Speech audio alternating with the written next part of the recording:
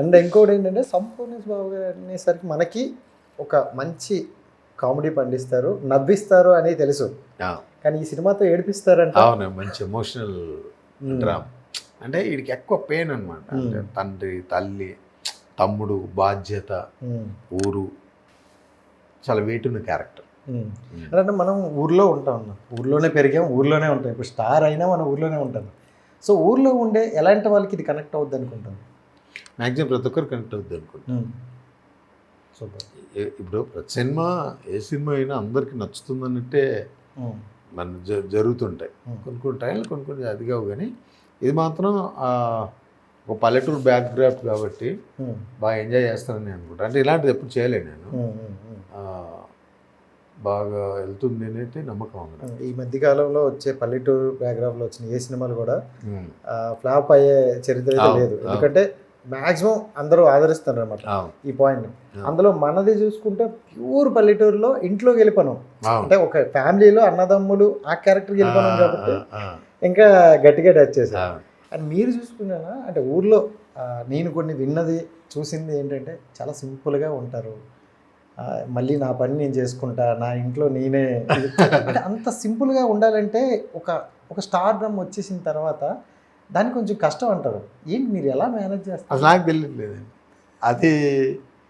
నన్ను చాలామంది అడుగుతారు దీని దగ్గర. నాకు మీరు సింపుల్గా ఉంటారు, ఎలా ఉంటారు అంటే అంతే, అలాగే ఉంటా.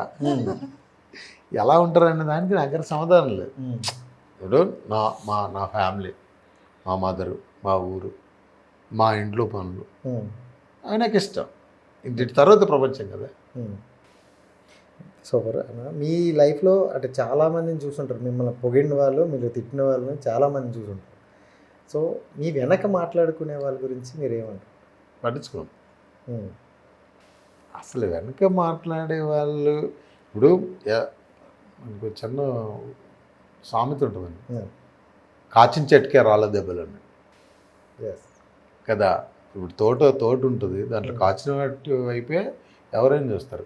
కాయని చెట్టు కింద ఎవరు నిలబడు మాట్లాడుకుంటారు.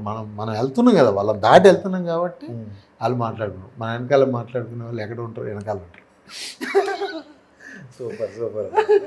ఓకే, మీ లైఫ్లో వాట్ ఈజ్ సక్సెస్ అంటే ఏం చెప్తారు? అర్థం కాలేదు. వాట్ ఈజ్ సక్సెస్ అంటే ఒక మనిషికి సక్సెస్ అంటే దాన్ని ఎప్పుడు మీరు గుర్తిస్తారు? అంటే ఒక సినిమా హిట్ అయినప్పుడు మీరు సక్సెస్గా ఫీల్ అవుతారా, లేకపోతే ₹1,00,00,000 సంపాదించినప్పుడు సక్సెస్గా ఫీల్ అవుతారా? ఏంటి సక్సెస్ అంటే ఏంటి మీ లైఫ్? నేను 10th అయిపోయిన తర్వాత బంగారు ఆభరణాలు పని నేర్చుకొని 1-2 years ఏదో అంటే నాకు అప్పుడు డ్రైవింగ్ ఇష్టం ఉండే. నేనంటే అప్పుడు కమాండర్ జీబులకు కూడా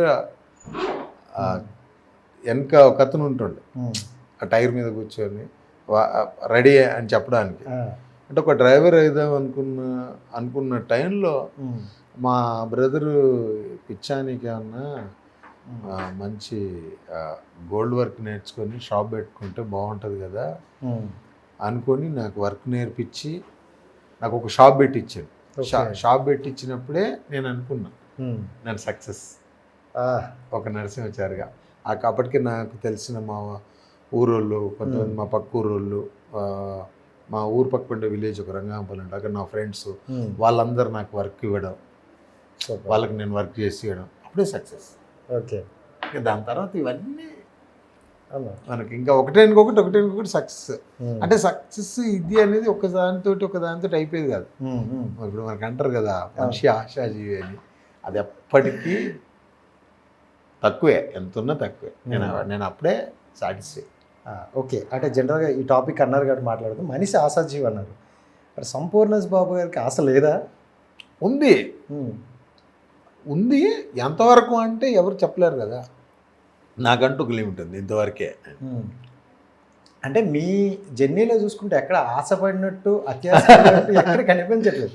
అంటే జనరల్గా అంటేనా ఒక హిట్, ఒక సినిమాల ఇండస్ట్రీలోకి వచ్చాక ఒక హిట్ కానీ ఒక క్యారెక్టర్ కానీ పడిన తర్వాత వాళ్ళు మారిపోతారు అనమాట, చేంజ్ అయిపోతారు. బట్ మీరు ఇప్పుడు 10 సినిమాలు చేసినా డే 1 సంపూర్ణేష్ బాబు ఎలా ఉన్నారో ఈరోజు అలానే ఉన్నారు. అదే మూవీ ప్రమోషన్ కోసం అదే హార్డ్ వర్క్ చేస్తారు. మీరు మారుతారు అన్నారు కదా, ఎలా మారాలో తెలియట్లేదు. అంతే అంటారా?